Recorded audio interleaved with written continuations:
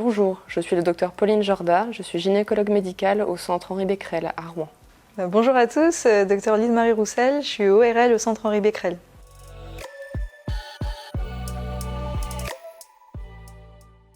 L'HPV ou le virus du papillome humain est un groupe de virus qui affecte l'humain, quel que soit son sexe, son genre ou ses préférences sexuelles. Il existe de nombreux types d'HPV. Chez l'humain, il en existe environ 200, dont certains sont considérés comme à faible risque, tandis que d'autres sont considérés comme à haut risque, compte tenu de leur potentiel à provoquer des cancers. Les HPV à faible risque peuvent provoquer des verrues génitales ou de la gorge, appelées communément condylomes, qui peuvent être responsables d'une gêne psychologique et physique importante. Il existe une douzaine d'HPV dits à haut risque. Dans la plupart des cas, l'infection va être éliminée spontanément par l'organisme grâce au système immunitaire. Néanmoins, dans 10% des cas, l'infection va avoir tendance à persister au niveau de l'organisme. Et ça va pouvoir conduire potentiellement à un certain nombre de cancers, notamment au niveau gynécologique, avec les cancers du col de l'utérus, les cancers de l'anus, les cancers du pénis, et également un certain nombre de cancers ORL, notamment de cancers au niveau de la gorge et au niveau des amygdales.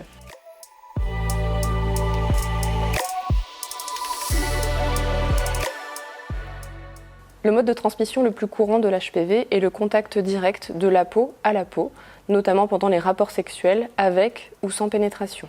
Il s'agit de l'infection sexuellement transmissible la plus fréquente. Chacun peut y être exposé, quelle que soit sa sexualité. Il s'agit d'un virus très fréquent. Environ 80% d'entre nous y seront exposés au moins une fois dans leur vie. La plupart du temps, on ne se rend même pas compte que l'on a été infecté et dans 90% des cas, l'infection va disparaître à 2 ans. Cependant, dans certains cas, le virus va persister et provoquer sur le long terme un risque de cancer. Dans la mesure où on est quasiment tous exposés au virus HPV, ça ne sert à rien d'essayer de chercher qui nous a potentiellement transmis l'infection ou de mener une enquête. Ça se transmet aussi facilement qu'une poignée de main. Et donc le responsable le plus important finalement c'est notre propre organisme qui a du mal à se défendre contre cette infection.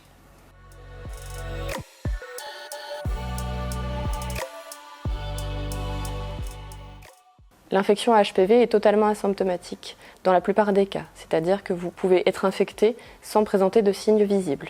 On commence à présenter des symptômes uniquement lorsque l'infection conduit au cancer et donc trop tardivement. Ça se traduit au niveau gynécologique par des saignements vaginaux, notamment après les rapports sexuels, des douleurs pelviennes, voire une altération de l'état général.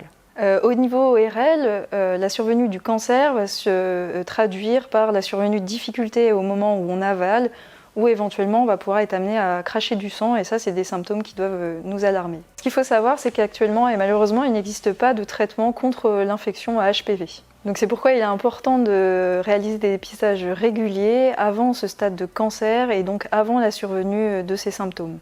Ce dépistage n'est pour le moment disponible que pour les femmes par la réalisation des frottis et des tests HPV du col de l'utérus. Un dépistage est organisé en France à partir de l'âge de 25 ans par la réalisation d'un premier frottis cervico-utérin, puis un deuxième à 26 ans, puis à 3 ans.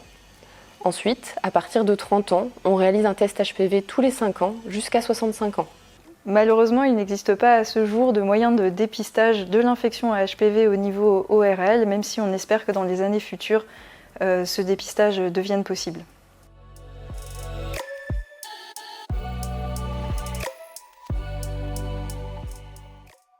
Le préservatif ne protège qu'imparfaitement contre le papillomavirus, car il ne recouvre pas complètement les parties génitales. En dehors de la vaccination, il n'existe pas d'autres moyens efficaces de se protéger contre l'HPV. Actuellement, la vaccination est proposée pour les filles et les garçons sous la forme de 2 doses à 6 mois d'intervalle entre 11 ans et 14 ans, puis sous la forme de 3 doses à 0, 2 et 6 mois entre 15 ans et 19 ans. Pour les hommes qui ont des relations sexuelles avec les hommes, cette vaccination sous forme de 3 doses peut être faite jusqu'à l'âge de 26 ans. Donc actuellement, il existe un vaccin qui est remboursé par la sécurité sociale et ce qu'il faut savoir, c'est qu'à partir de la rentrée 2023, le vaccin va être proposé à toutes les filles et tous les garçons en classe de 5e. Et ce vaccin a la particularité d'être actif sur 7 types de virus à haut risque, potentiellement à risque notamment de cancer, et contre 2 souches de virus à risque de condylome. Comme on est quasiment tous exposés au virus HPV, il ne sert à rien non plus d'organiser un dépistage chez le conjoint. en cas de situation d'infection HPV ou en cas de survenue de cancer HPV induit.